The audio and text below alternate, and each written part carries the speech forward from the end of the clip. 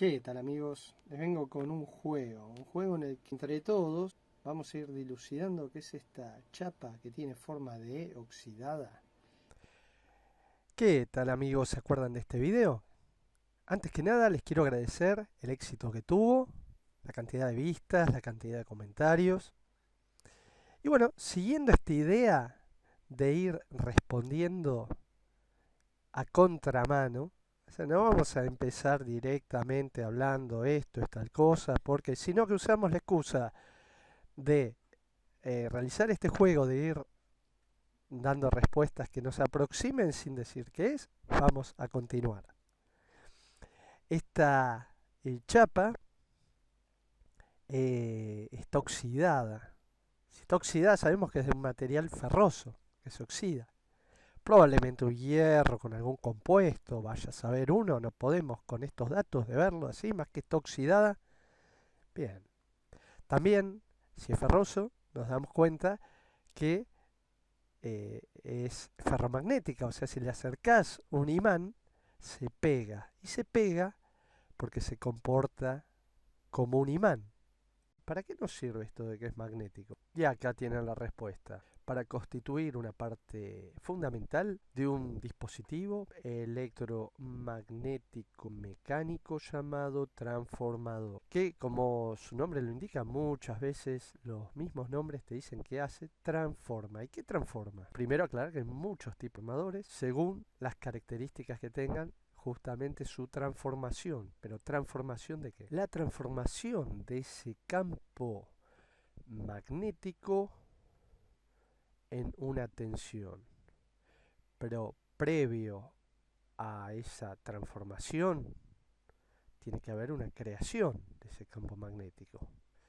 Esa creación viene dada por la corriente que atraviesa una bobina. Pero empecemos un poquito más atrás. Sabemos que la corriente eléctrica es el flujo ordenado de electrones de un potencial negativo que empuja a los electrones a un positivo. Y sabemos hoy en día que a través de ese conductor va a haber un campo electromagnético análogo a la circulación de la corriente eléctrica. Una corriente fija, un campo magnético de determinada intensidad fijo, que va a depender de la intensidad de la corriente, es directamente proporcional. Más corriente, campo magnético más grande.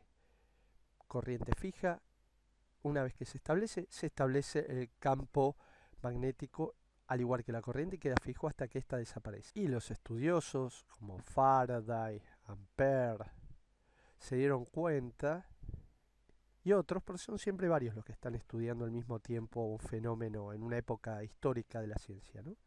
Pero siempre quedan los más importantes.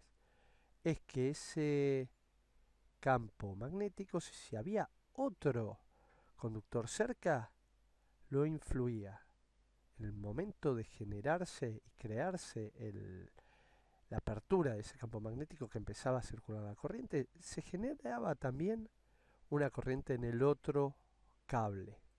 Esto se dieron cuenta, ¿saben cómo? Usando brújulas magnéticas que dejaron al lado, en general por casualidad, al lado de un conductor eléctrico, cuando circuló corriente se movió la brújula y empezaron a ver que la corriente producía un campo magnético alrededor de ella. Y después se dieron cuenta que si el mismo alambre por el que circulaba corriente daba la vuelta, este campo perpendicular en forma de anillos se sumaba al otro.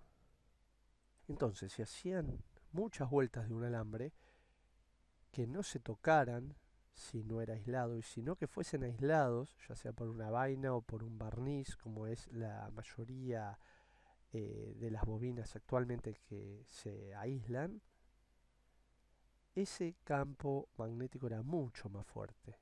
Hasta que un día dijeron, si una corriente produce un campo magnético, en el momento que se establece, si ese campo magnético varía con la corriente, ¿qué pasa si acerco un imán? ¿Qué pasa? A ver. Y dijeron, wow, el campo magnético con sus líneas de fuerza, al cortar las bobinas, induce una corriente. El efecto contrario. Y esta corriente, pueden ver, el momento que se inicia, genera la corriente. Pero cuando, si es una corriente continua, si es un campo magnético fijo, desaparece. Tiene que cambiar todo el tiempo. O sea, necesitamos que el campo magnético varíe. Y después, miren, si hay más bobinas, capta más fuerte. Si el campo magnético es más fuerte, también, obviamente. O sea, son esas dos cosas directamente proporcionales. Si el campo magnético es más fuerte, la corriente inducida será más fuerte. Si hay más bobinas, van a captar más ese campo magnético producido por el imán. Pero entonces volvamos nuevamente a que la corriente crea un campo magnético y que si la corriente variaba, variaba el campo magnético. Y si ese campo magnético variaba, te inducía una corriente en la segunda bobina. Entonces ahí se dieron cuenta que si ponían dos bobinas cerca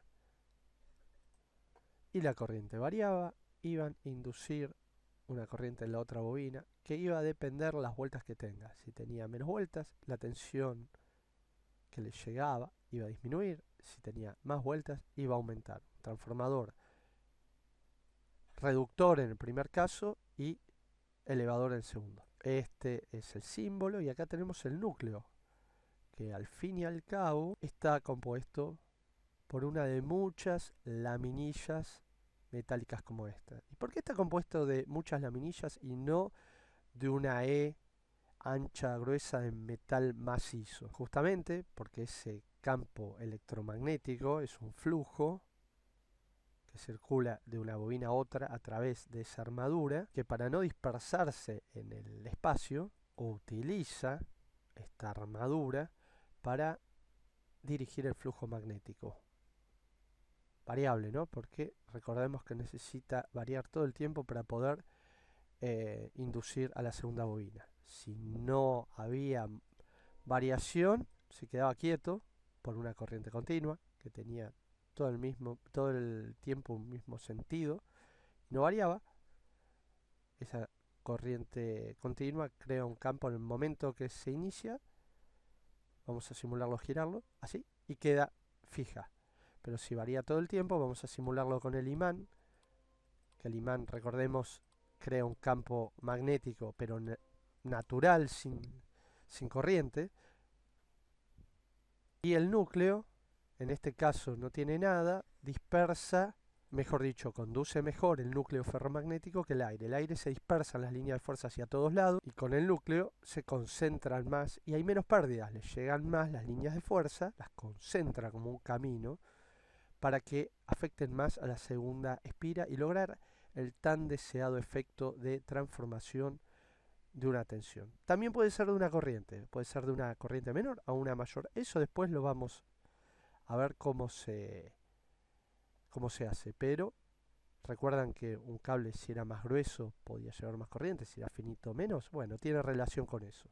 Entonces, el transformador funciona con corriente alterna, tiene un primario, un secundario y tiene la capacidad de a través del espacio inducir, transmitir una corriente eléctrica a través de un campo electromagnético.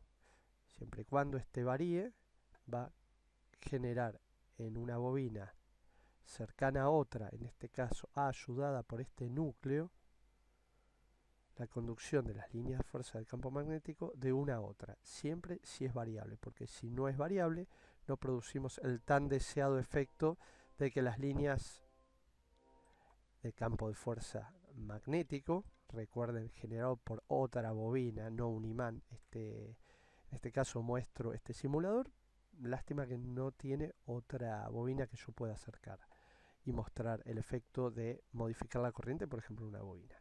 Vamos a ver si hay otro simulador.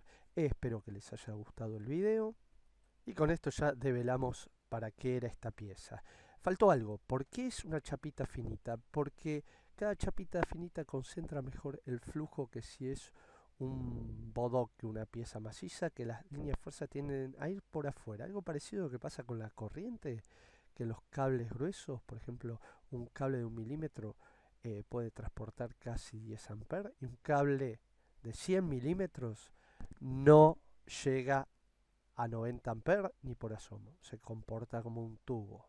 Por eso es mejor que los cables tengan múltiples filamentos, porque cada uno se comporta como un cable más fino que proporcionalmente puede llevar más corriente.